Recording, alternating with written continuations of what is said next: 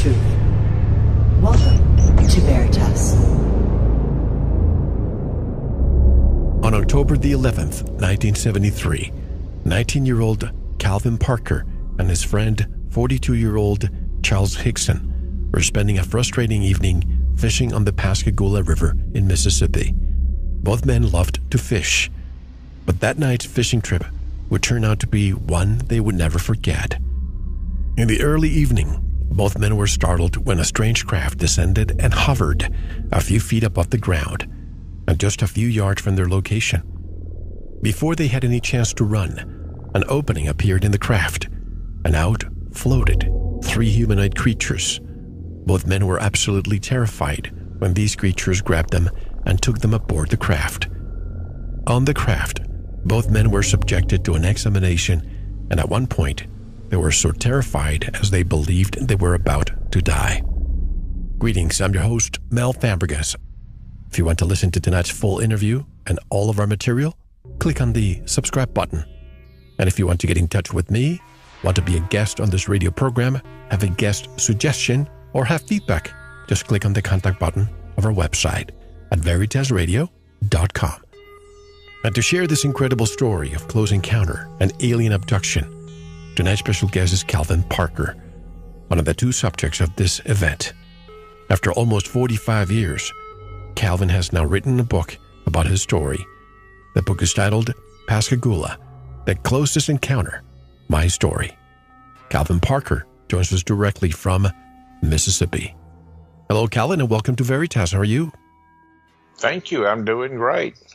Well, thanks for being with me. You have been requested by many of our listeners, and I know you're getting calls from Fox News and everybody else to have you on. Why do you think this story is so relevant right now after so many years? You know, I don't understand that. I figured it would be forgotten. But one thing, most everybody involved in this story's passed away now. And it's just a few of us left that remember it, and a few witnesses left that remember it. And I think that's a lot of it. And that's the biggest reason I wanted to get it documented in the book, is because, you know, I would hate to die and then the story not be fully told, or the truth not fully come out about the story. So, and that's kind of where I'm sitting. And it's like Philip said, you know, all through the years, in my past, the press would change what I would say. They'd usually add to it a little bit, which it really didn't need any adding to, or they'd take away from it a little bit, or maybe not tell the story like it was. So when I got ready to do the book, I had talked to Philip, and he knew how I felt about it. And that's Philip Mantle, your publisher. Philip Mantle with a flying disc. Right. And he's been great. He hadn't changed anything. He won't even hardly change my spelling in there unless you just can't really make it out. And believe me, I didn't major in literature or nothing. I don't have much of an education. So I know it's been hard on him and taking a few licks over not changing things, but it really puts the story out there the way that I wanted it, more or less, and the way that it is, and the way that, and what a lot of the people saying that's read the book is, you know, it's like sitting in a room with you. It's like talking to you. It's like living the story through you. And that's the way that I wanted it. You know, I didn't pull any redneck out of it. We just left it like it was. Well, it's interesting you say that, because lately I asked the publishers to please send me ebooks, which Philip did. And what I do, I just put it on text to speech on my side. And as you said, everything was coming raw. I feel like I was with you there. The way, the mannerisms, the whole thing was there. Yeah, and I didn't really, at the time that I was doing the book, I really didn't think that part would go over good. But the thing about it, it's real. I mean, and people feel it being real when you tell your story, when you tell your life story. And I try to cover details that nobody would think about in the book and all. And so far, I've enjoyed doing it, and I've enjoyed talking with people and visiting about it. Usually, Calvin, I read a bio for the guests that we have. And even though Charles is not here with us, he passed away a few years ago. I want you to give us some background of you and Charles so that the audience can get a better perspective of who you are. Actually, Charlie Hickson really was not a friend of mine. He was a friend of my father's. But I spent a lot of time with Charlie as a child coming up, him and his family. He used to live in Sandersville, Mississippi, and we also lived in Sandersville. My father and him used to fish and rabbit hunt together. And in doing that, they would take the older kids, me and his sons and daughter, fishing with them, or they would rabbit hunt, and we would go rabbit hunting with them and all. And that's the way that I knew Charlie up until the time that I went to Pascagoula to go to work for him. And I was working in the oil field. I had got a job there, and we was working 16 hours a day, 7 days a week. And I didn't want to do that. I was fixing to get married that following November. So instead of doing that, my father told me, he said, why don't you call Charlie? He's working at a shipyard. That'd be a little more stable job for you. You have insurance, you have days off, you make good money. So I had some experience with welding and fabrication and all.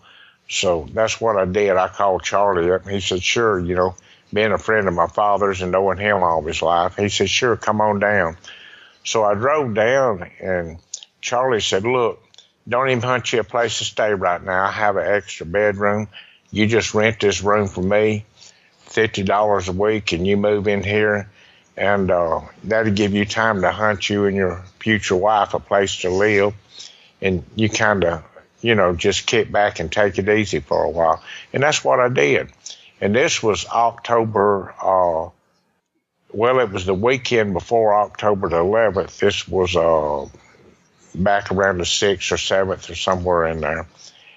So I moved in with Charlie, and then I came back down the morning. I went back home. Then I came back down the morning of the 11th, and we left and went to work together. I picked Charlie up in my car, and we rode into the Shaw Peters shipyard where we was working, and he got my paperwork filled out and all. We worked all day except for about an hour, doing paperwork. We was there all day long. And it was getting around 5 o'clock that evening, about quitting time, and it was hot. For an October today, it was, I guarantee you, 97, 98 degrees with 100% humidity factor. And that's kind of hard to believe for a lot of people, but, it just that hot that time of the year. He said, instead of going home and eating and taking a shower and going to bed, he said, why don't we go wind down a little bit and we just go fishing?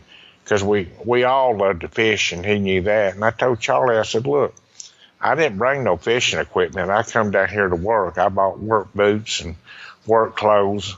He said, I got plenty of equipment. And I remember thinking back on it, that's highly unusual to borrow someone's It's like borrowing fishing a wife. Oh, yeah, same thing.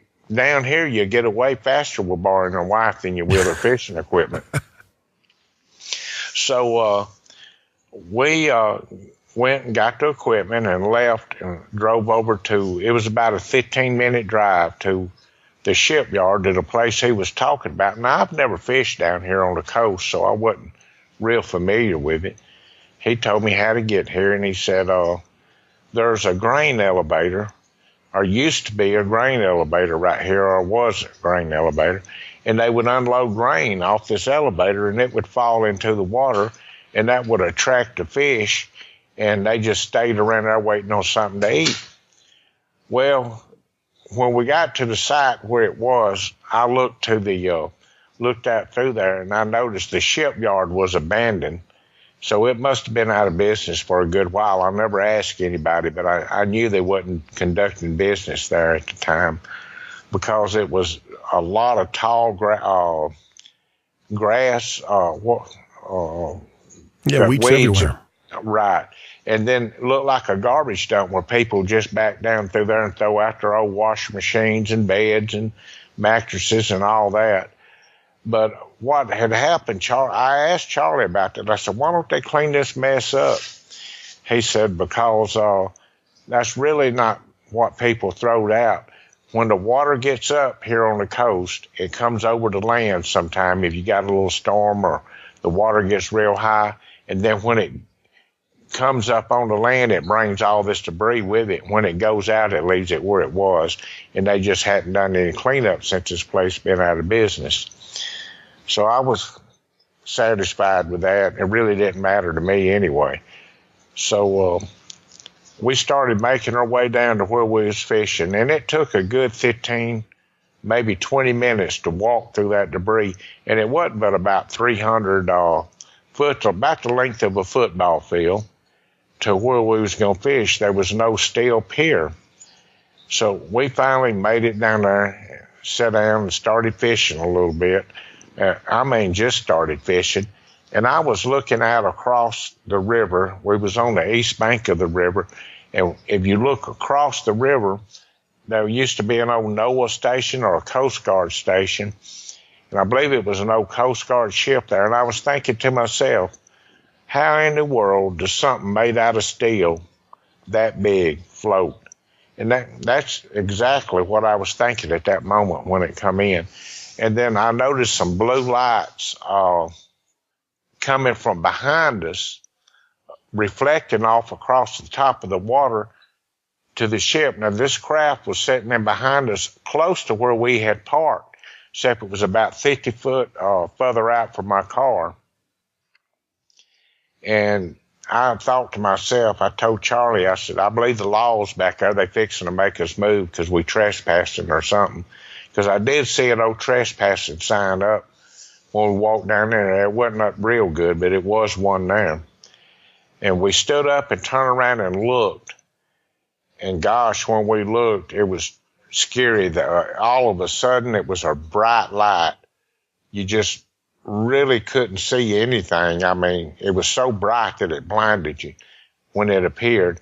And what I figured, I didn't know right then, but what I figured out by now, the door, it must have been the door when it opened on the craft, and this was coming from the inside of the craft. What time of the day was this, Calvin? It was just barely getting dark, so okay. I figured it was probably around 5 o'clock. Neither one of us had a watch.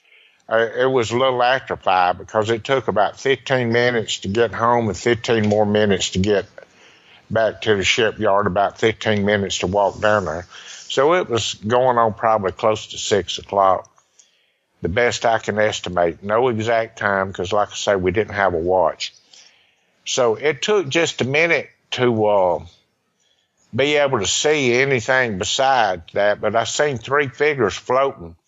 And when I say floating, literally floating across the top of that debris, well, that scared the living daylights out of you. So I kind of glanced around to both sides looking for a place to run, and it was water and debris on the left, water and debris on the right, because they'd pull them ships up in them deals. And I knew what was in front, a bunch of debris and water, and it would have been more dangerous to jump off into that river than it would, I thought, to run the way that we came in. But we didn't have time to run. They was there just a fraction of a second, it seemed like. So 2 of them got a hold of Charlie, and one of them got a hold of myself. And that's when I felt like an injection into my arm, or heard a noise like a noise, and felt,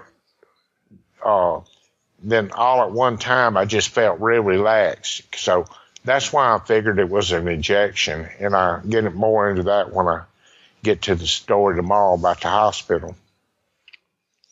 So that just relaxed me, but it also kind of paralyzed me, and I wasn't able to turn or turn my head anyway or move in any way. And we automatically, when he got a hold of me, he automatically levitated us off the ground. And I was thinking to myself, I had my clear thoughts about me, and I was thinking, why didn't this break my arm or something? You know, I wasn't real big back then, about 160 pounds, but it should at least snap my arm or felt a little pain involved, but it didn't. It's just like we come up, just like we floated up with him. And we started going toward the craft.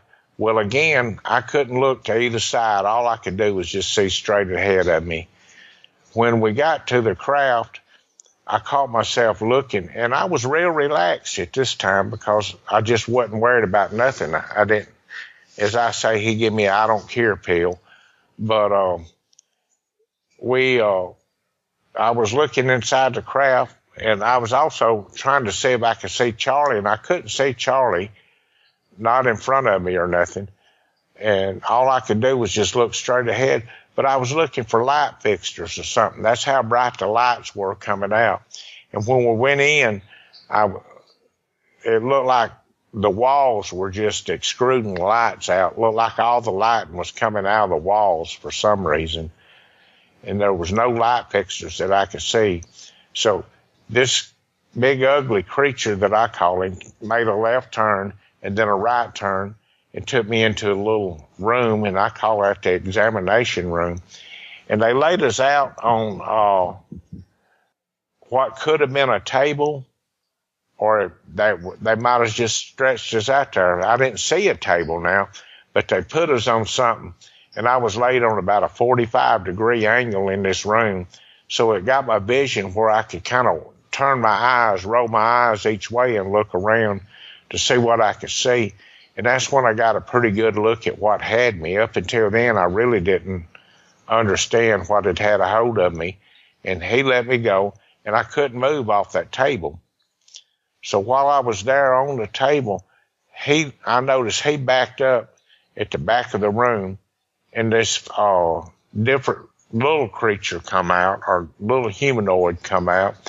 And I'm saying it was a female. I don't know to this day what it was, if it was male or female or what it was, but it come out of another little room and approached me, and I could just turn my eyes and kind of see her or it. And it was a little more human looking than what this thing that come got us was. Now, the one that brought us in moved mechanically. It was you could tell by the way that it was moving, it might have been a robot or some kind of soldier or something, because everything was just a jerk move, and, you know, it wasn't real well coordinated like a human would move. But this other one moved more like a human, you know, the way that she or it moved its arms and touch. Well, she got a hold of my face. Well, first, when I was laying there, she backed up just a little bit.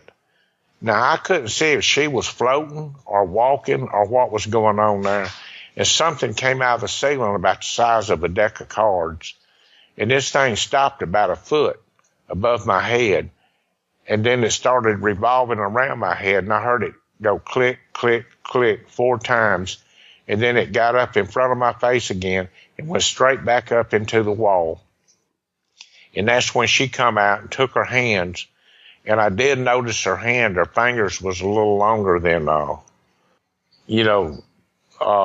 human fingers. And she grabbed me by my cheek and pulled my mouth open, looked up in my mouth, pulled my nose back, looked up in my nose. And then I was starting to get kind of scared then. I was really starting to panic again for some reason. And it was just like she said, "Don't fear. We're not going to hurt you." But her mouth never moved. It just, she kind of thought it. And then that's relaxed me again for just a second. And that's when the old big ugly one, what I call it, came back in.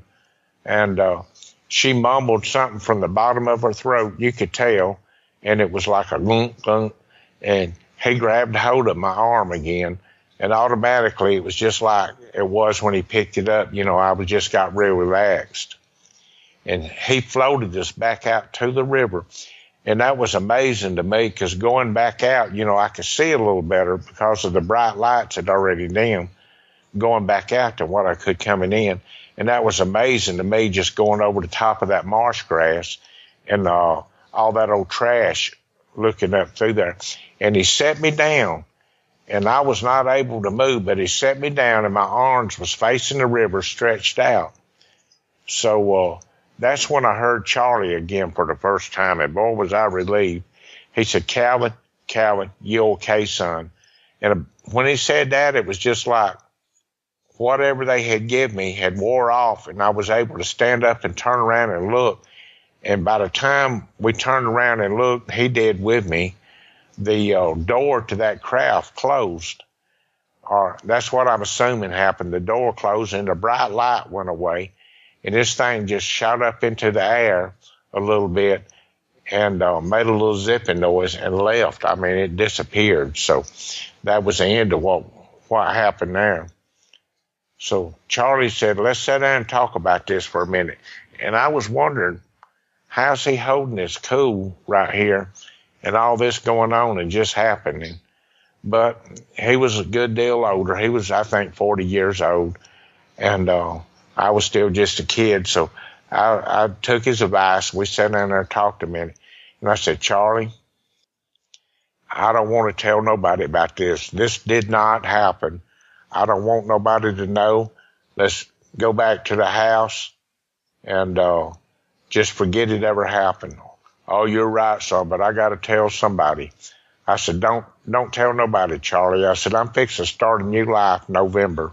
I'm getting married, and I don't want my future wife or her family or my family to know anything about anything that happened here, because everybody's going to think we two idiots sitting around. And he said, we got to tell somebody. He said, I'm calling Keesler.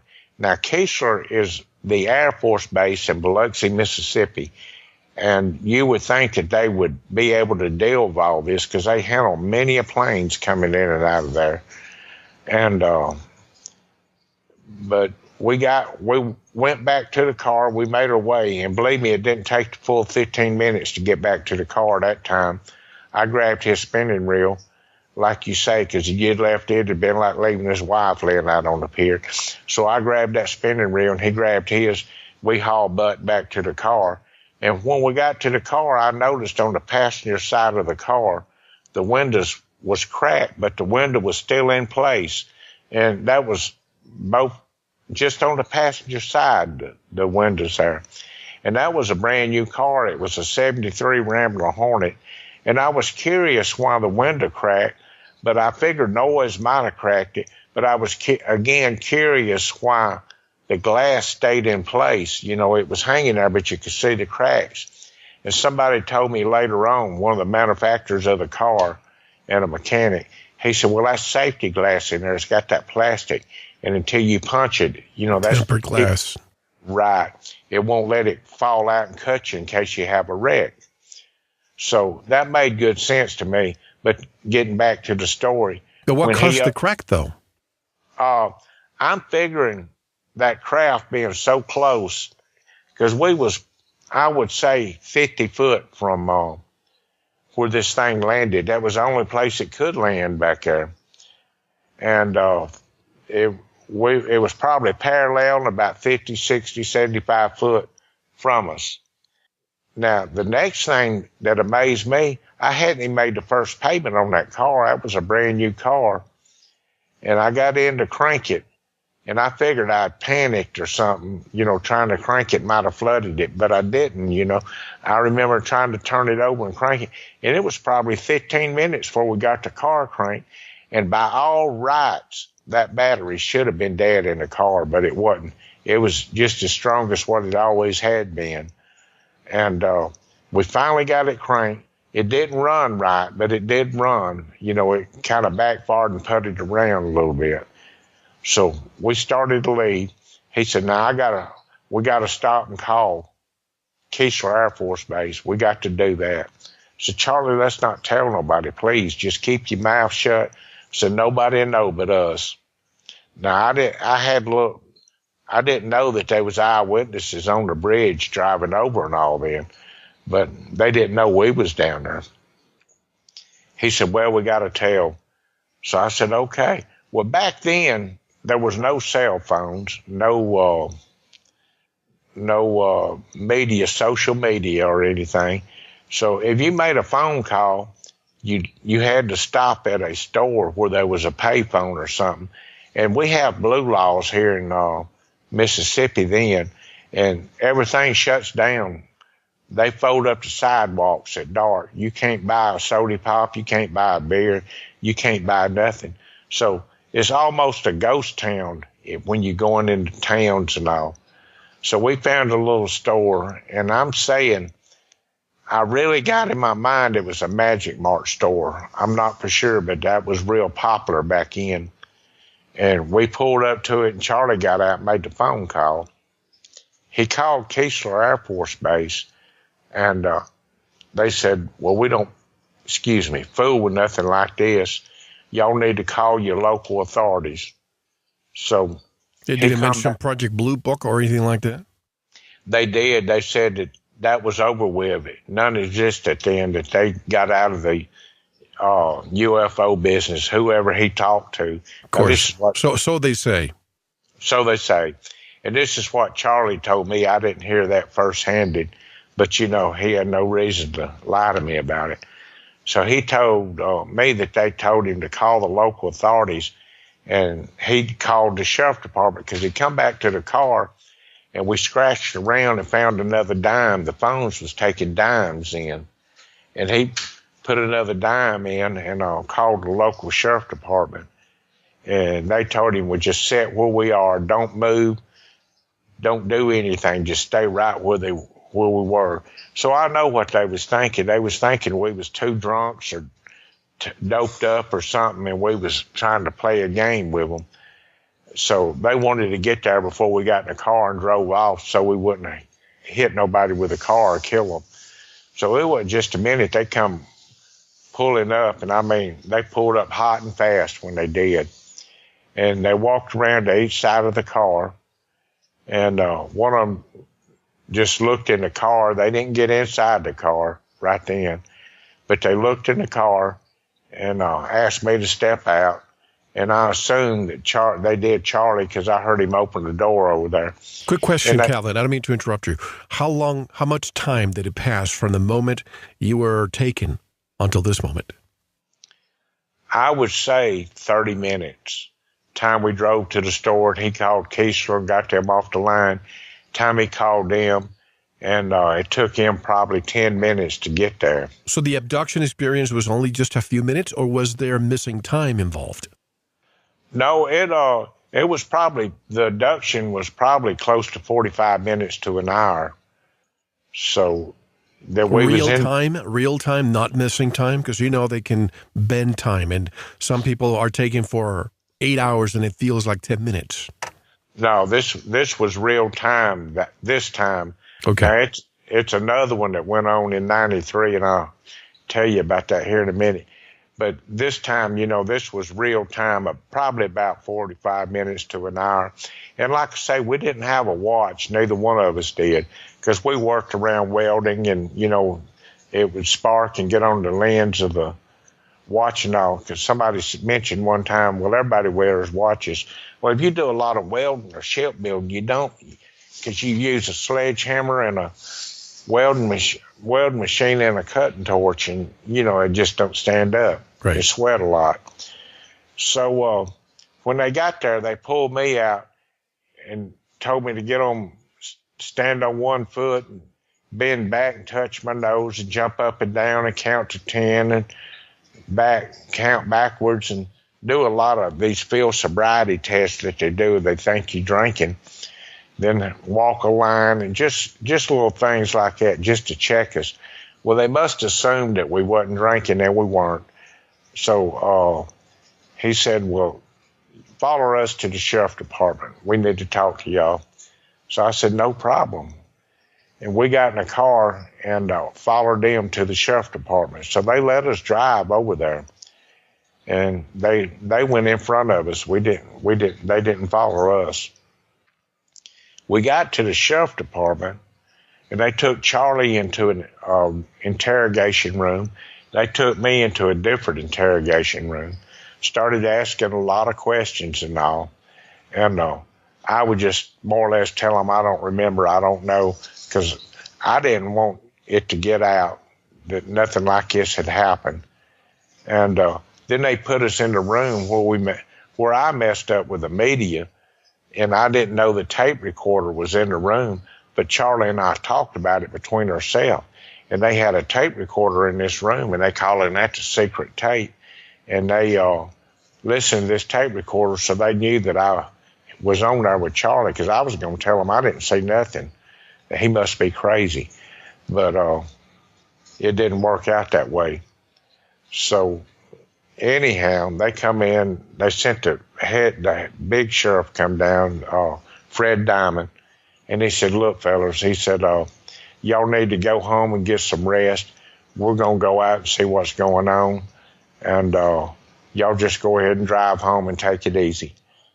So we did that night. But I remember while we was driving home, I was telling Charlie, "Look, I feel like we could be contaminated with something, some kind of virus, maybe radiation or something like that." Charlie said, "Don't worry about it." I said, "Well, we could kill a lot of people if they give us a disease and it goes into airborne stuff." And I didn't know much about all that, but I knew you could get the flu and all. So he said, "Don't worry about it." Were you tested for radiation exposure? We were the next day. Okay. So we went home that night. I took all my clothes. Now, they didn't have plastic garbage bags back then. If they did, you couldn't afford them. But there was a paper bag that I had brought with me from Laurel, some old clothes in. I took everything I had off, all the way down to my shoes and socks, and I put them in that bag. I went in and took a shower, and I poured bleach over myself, thinking that if anything was on me, that bleach would kill any kind of disease or anything that was there. And washed that off, and I took that bag and I threw it in the dumpster outside at the apartments. And I wish I hadn't have then, because there was some blood on them clothes that would have helped us, I believe, later on with a little DNA or maybe something. They might, of course, they didn't have DNA then, but looking back on it, if I'd saved them now until they did have DNA, they might could have done a DNA test and found out where they was from, or maybe what they were, or if they had any human features to them or anything like that. And that blood, was that your blood? And how did it come out? Why? Well, when she was messing with my nose, for some reason, I used to have frequent nosebleeds. And when she was running her finger down my throat and trying to come up my nasal cavity, I was bleeding a little bit right then and all. But, it was on her hands, too. If she didn't have gloves on, I didn't see no gloves. So it could have been, some kind of DNA left there on my shirt or something. So who knows, you make all kind of mistakes when you're scared. And you didn't hear about this stuff back then. Up until this happened, I had no idea what a UFO or alien was. If somebody said, "Well, did you see a UFO?" I would have probably thought it was some kind of fish or something. I didn't know what a UFO was. And it just makes it hard. Everything was a lot simpler, what I'm trying to say, back then than it was now. You had 3 TV stations, ABC, NBC, and CBS. You had 3 main guys in the media. And, that's all you had. And if you watched TV, you watched either The Wizard of Oz or the president talking. And we was going kind of through, all that right then. I didn't ever watch TV because we always worked out in the fields or something, had our chores that we had to do. So we went on into the apartment, and the next morning I got up. Well, I really didn't sleep any, but I heard Charlie and them in there, Charlie and his wife in there. And I wasn't for sure if Charlie had told his wife about this or not. So I wasn't going to bring it up. But before we left the sheriff's department, let me go back to that part. I told the sheriff, Fred Diamond, which was sheriff at the time, I said, "Please don't tell nobody about this." He said, and I remember just as good as day, him saying, "We're not reporters. We're here to investigate crime and for criminals and to work crime scenes." He said, "So don't worry about that." But by golly, somebody told him. And the way I figured, we got up the next morning then, and me and Charlie got up and drove on into work. He said, "You want some breakfast?" I said, "No, I'm not going to eat here." And there was a little store called Wayne Lee's that was open back then that fixed something quick for breakfast. You could stop there and grab a biscuit or whatever you want, and just eat it on the way to the shipyard. Now, that's what I did, but I didn't eat it. I just left it in the sack, left it in the car. We got to the main gate at the shipyard, and I noticed there was more cars there than what it was the day before. I mean, you couldn't even find a parking place. And I thought, damn, they must have meetings today. And we got out, got our brass. Back then, you didn't have a time clock. You took your little brass and it had a number on it, and you handed it in at the gate where you walked in, and that was your time clock. They wrote down on the tablet what time you walked in that gate. Then when you come out that evening, you picked it up, and they wrote down what time you left. So we brassed in, went to a workstation, and we wasn't there just a minute. We got a call from the main office. So for Charlie and I to come to the office, I said, "Oh, Lord, they know something." And I got sick on my stomach. I remember getting down in the parking lot and throwing up in the parking lot because I was so sick about all that.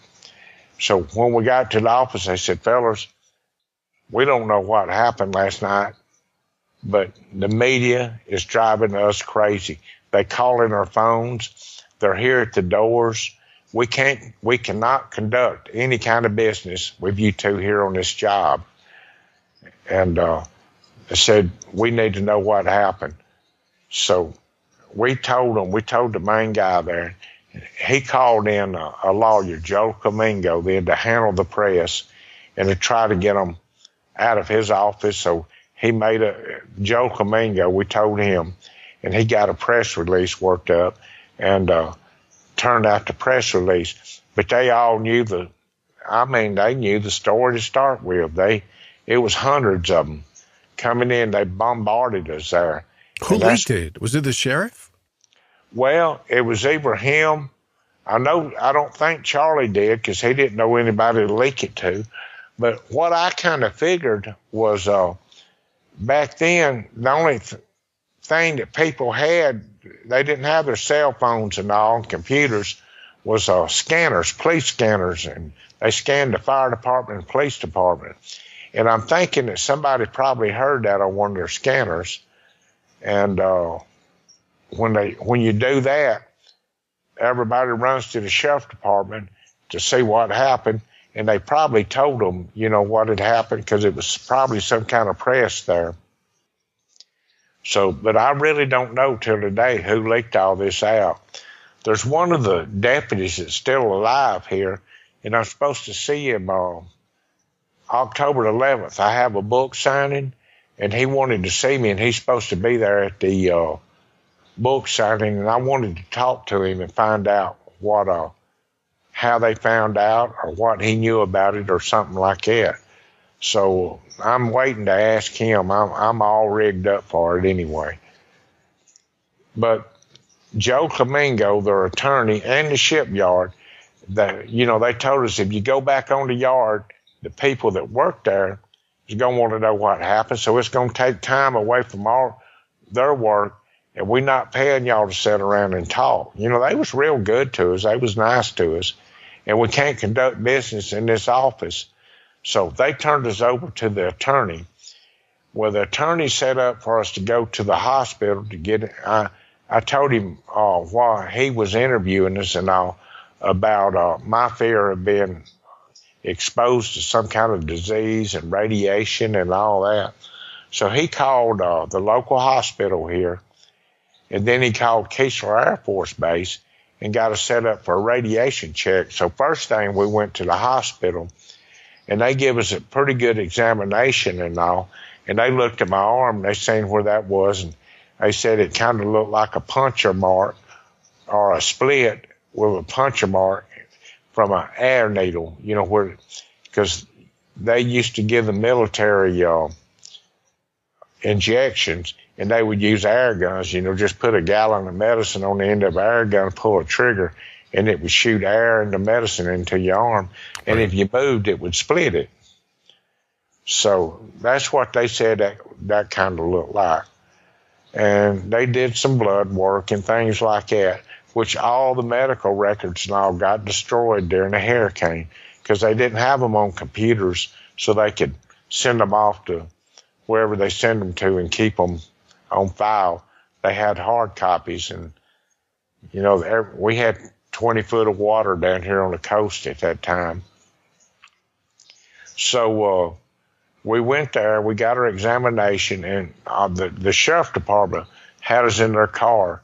One of the detectives there, he was carried us to these places. And so we left there and we went over to Keesler. And I noticed when we got to Keesler, they had guys that had these radiation suits on, is what I found out they were now. But they had these suits on with Geiger counters, and they separated us from the people in the car. And we walked up, and they went over us with the Geiger counters and all. And they finally said, well, y'all clear. And they pulled their little mask off, and they said they want to see you inside.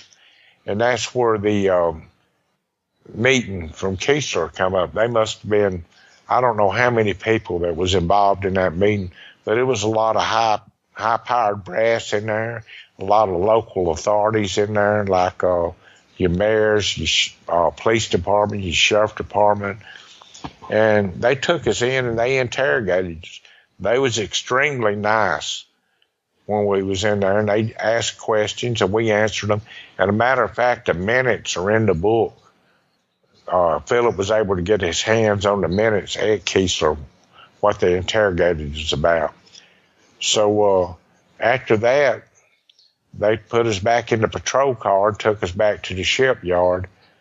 And they told us they didn't want us back there for a couple of weeks, that they'd pay us vacation pay or something to take off. Of course, I wasn't there long enough to get one. And they cut me a check, but I didn't cash a check because I didn't feel like it was fair to cash these guys' check and me just to work there one day. And I knew I wasn't going back.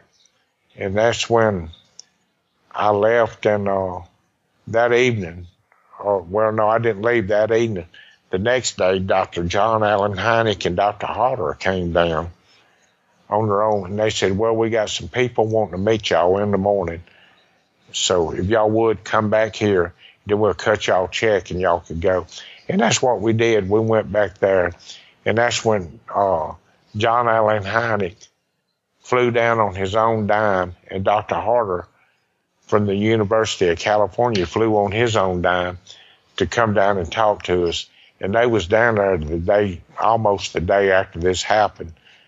And as far as I know, I don't know that the sheriff department went over where this happened or not, but I know John Allen Hynek did and probably took pictures because I heard them talking about it. So, you know, it's just really hard to say. Everything was happening so fast then that it wasn't. So Hynek interrogated, or didn't interrogate us.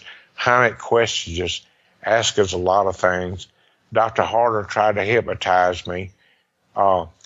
He would get me under, then he'd have to bring me back because of the fear factor. And I think he did hypnotize Charlie at this time there. So, but anyhow, I remember his closing statements, and he said, I don't know what these men seen, but I know it was something. He said if they was actors, they should be in Hollywood. That's just how good they are. He said, but something happened. And as far as I know, they went out to the site and looked at it, and we left and went our separate ways, and I went back to Laurel. And is that the only time that you met with these two professors, scientists? It was, and I hate that. I had no idea who they were, to be honest with you. I just thought it was some old man with a beard come down there to be a nosy or a newspaper or something. But I had no idea who Dr. Hynek was. And I guess Hynek and Harder both are passed away now. I don't know. Yeah, they were both the authority on UFO investigations back then. Yeah, and I wish I had known it. I would have loved to talk to them a little more. Like I say, back then, I didn't know nothing about UFOs. I thought they was just reporters. And actually, what I thought, to be honest with you, Ingle Shipyard is just probably down the river just a little ways from that. And I thought it might be something they was experimenting with at the time. And, the two rednecks just out playing a joke on somebody. But I wish it had been that, that would have been a lot easier. And somebody asked, well, you got a tow bridge here and a guy in it, and you got a tow bridge over there and a guy in it. Shipyard's got cameras. What the idiots don't realize, the shipyard didn't have cameras. Back in the 70s, there wasn't no such thing. Nowadays, you can't walk somebody's doorstep without being on a surveillance camera.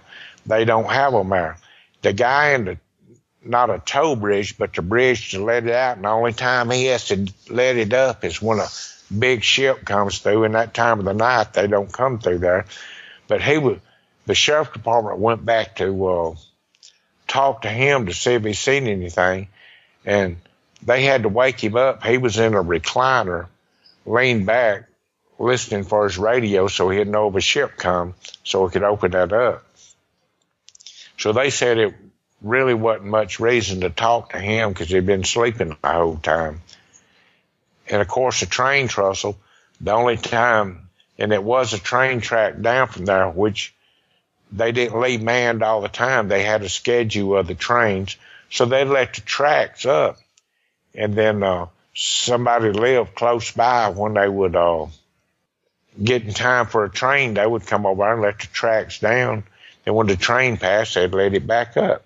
So it wasn't even manned that night because I did look down that way and it was straight up in the air. So, a lot of people that didn't live around here, this come from the Rolling Stones magazine. Now, how in the world would they know something sitting in New York and not coming down themselves to investigate all this? Which is, they took attention and I imagine did what everybody else did, just write down hearsay, what they heard. And that's one thing that really turned me off with reporters, and that's why I never really talked to them in the past. And if I did, I'd just sit up there and tell them something, whatever they wanted to hear, and go. I had one come up, me having company that I hadn't seen in 2 or 3 years. We was sitting on the back porch, and a reporter with the Associated Press showed up unannounced, barged his way in, and what I should have done was took a ball bat and beat him down and give him something to write about. He sat there and took pictures of me the whole time and wanted to conduct an interview, and I thought to myself, conduct an interview, Calvin, get rid of it, then he'll leave, and that's it. But, it's just wild stuff that happened after that. Did the media, well, at least until recently, if you appear in the media, usually when it comes to these topics, they ridicule you. They ridicule you, they mock you, they change the story. Have you found some media personalities, yes, lately, not alternative media like us, but mainstream, that respect your story the way it was without changing it? I've had articles come out in some of the national papers around here, and I got an interview this coming Friday with Fox News on Waters World. Jesse Waters, he's good. Yeah, and I talked to him, and he is really interested in that, and he assured that what was said is said. That's locked in, that's done. Because I told him, go ahead, because I'll hang the phone up on you, buddy. I'll put the microphone down and walk out. But I'm not going to do that either. But his producer called just this morning, said he is really serious about this. He wants to talk to you bad. Because actually, I didn't want to do the interview because, I think there's more important news out there than this. But then you wonder if maybe this isn't important news. they got this space army they coming up with and stuff like that. Maybe they know something we don't know. Well, look at the Space Force. Look at the closure of the Solar Observatory in New Mexico, and there's so many conspiracy theories out there. My goodness. I mean, they talk about maybe we saw aliens, maybe we saw a UFO craft, maybe there's a solar flare coming our way. There's so many, speculative questions that when it comes to this topic, it becomes popular again. It's very popular, and I didn't realize that. Actually, I had no plans of writing a book or anything, but to my family and my friends, I really owed them one, and the people that lived here on the coast, because I've never sat down and talked to nobody about this. I just turn around and walk off. I had one good friend the other day. We was sitting there talking, and he said, "Where you been? You haven't been around lately." I said, "Well, I've been writing a book." "What you been writing a book about?" Well, I told him. Well, he knew pretty much that something had happened, but we never talked about it. He said, "We've told each other a many a lies. You've lied to me about your fishing and stuff like that." He said, "But you never lied to me about this UFO because we never talked about it." I said, "You're right." And I said, "Now, if you want to hear about it, buy the book."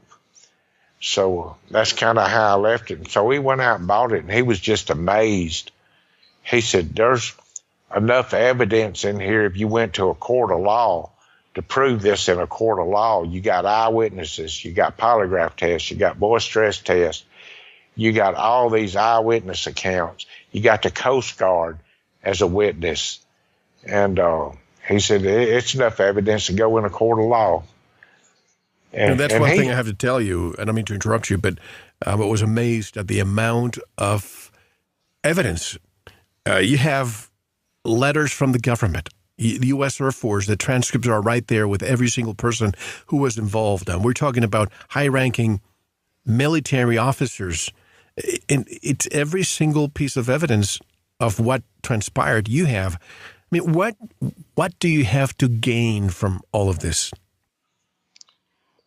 Well, number one, I felt, as I said before on another show one time, there's an expiration date on my head, and I don't want to die and leave this story untold. I think right now it's too important.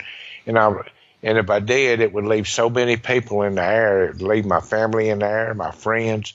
It would leave the people that lived around here when this happened. It would leave this thrown up in the air. They deserve to know the truth. And it's like Philip said, you could talk to a reporter all day long, and they could change anything you say. But if you put it in a book and you document it and it's there, then they can't change your words because it's in a book. And he was right, and that's what really convinced me of that.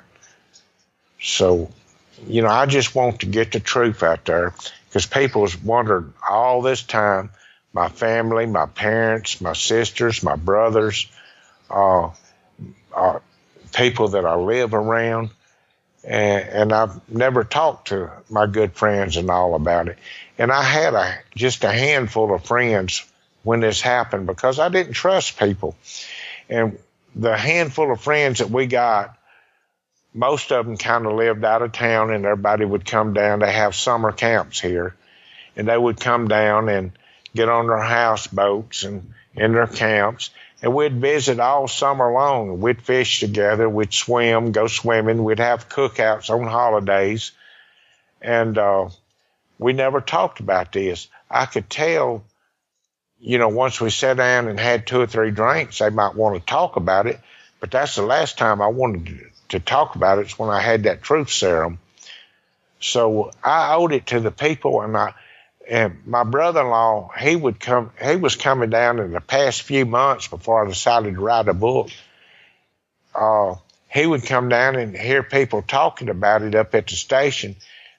They'd talk about Calvin Parker. Well, they didn't even know he was there or knew me. And that was my brother-in-law, him and his daughter.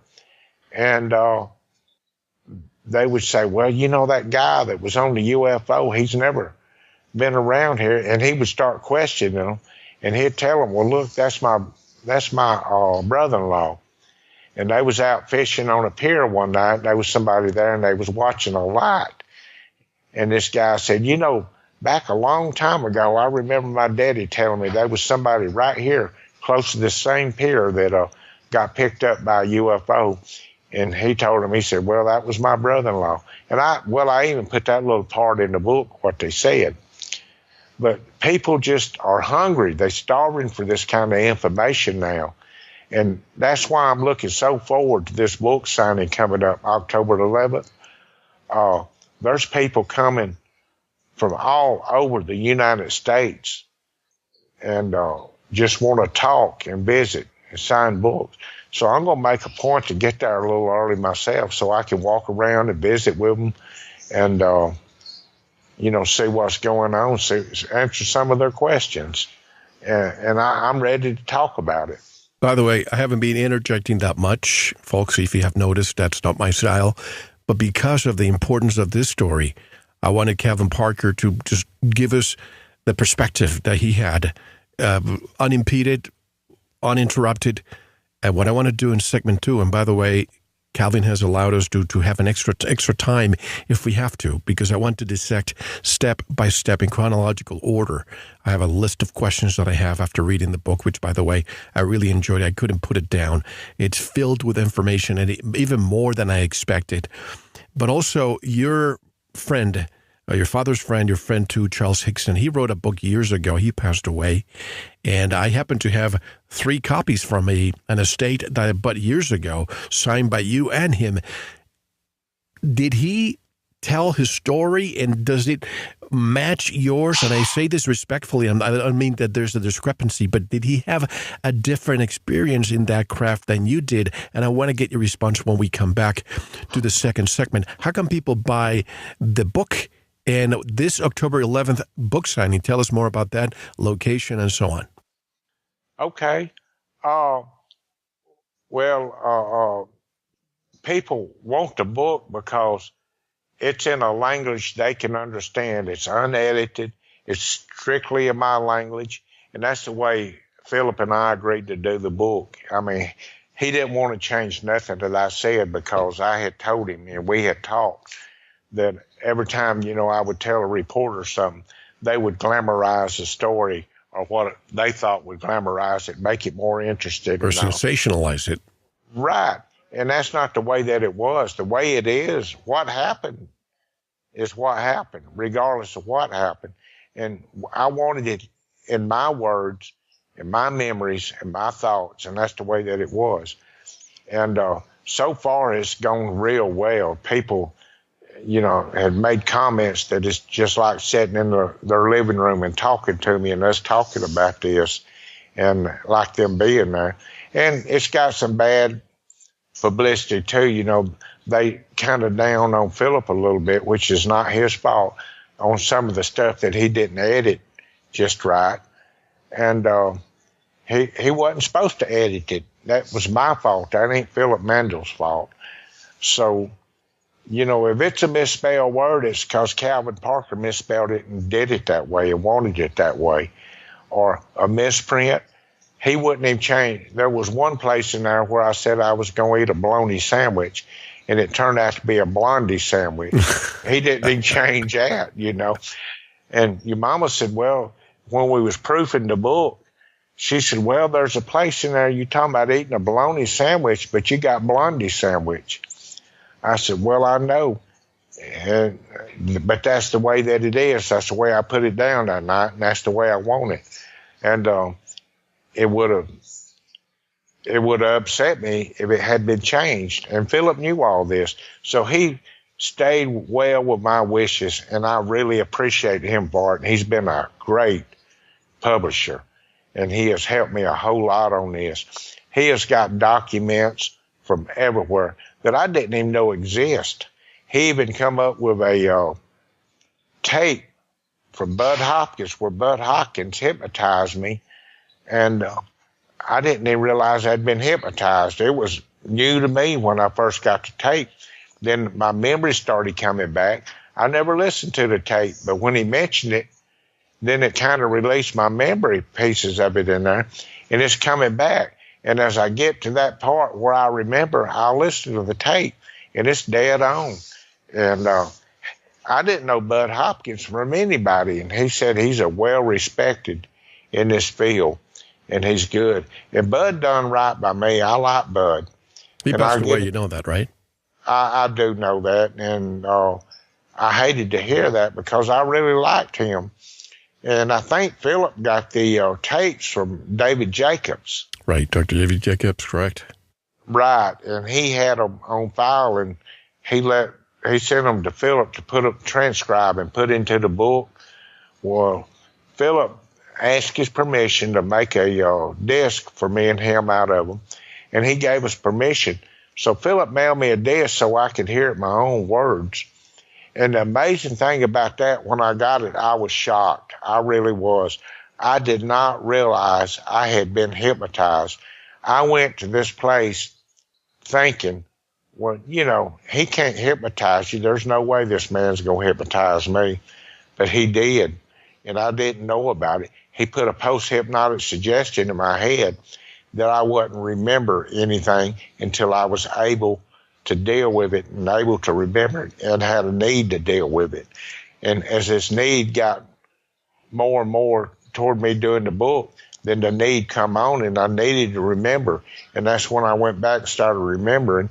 And that's just Linda Howe interviewed me the other day, and she brought something up that I didn't even know about that was on these tapes. And I still wouldn't let myself go back and listen to the tape right then. And then it started hitting me. It come like a nightmare at night in my sleep. And I got up and I turned the tape on because I remembered it then. And I turned the tape on and I got up to that part right there, and it was dead on it. So. And that's what I want to do in part two, because I know there's a lot of questions that are going to probably prompt you to remember.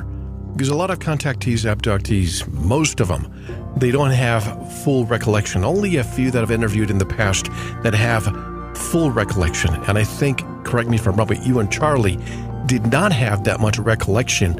And it wasn't until after you were hypnotically regressed, that you started remembering. Am I correct? I knew what went on to start with. I knew little details about it and all. But then there's a lot that I didn't remember. Right. You're right. You know, but I remembered the abduction part and, you know, the car being taken aboard and the lights being bright, and examined a little bit, and the car and what happened afterwards. But then I thought I knew, but until I heard this tape, you know, until I started remembering on my own and hearing this tape, I didn't know.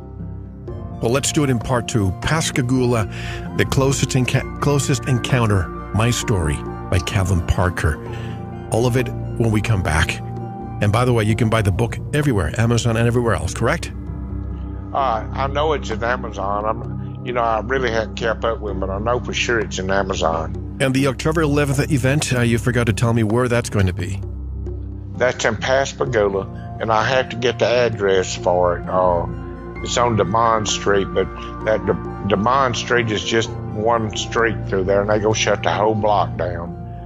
So this book signing actually starts at 5, but I'm going to be there if somebody wants to come. I'm getting there at least. Wait, is it a bookstore? Is it a bookstore? No, sir. It's an art gallery. An art gallery. You know the name of the art gallery? No, but I'll find that out. That's fine. We'll include it on the at the end. All right, okay. Folks, don't go anywhere. When we come back, we're going to dissect all of this from the moment they were there fishing till now. This is Mel Fabregas, and you are listening to Veritas. Don't go anywhere. Thank you for listening to the first part of this very important Veritas interview. To listen to the rest and all of our material, proceed to the members section or subscribe at veritasradio.com. Don't forget to visit the Veritas store for MMS, hemp oil, pure organic sulfur, and other great products. Thank you.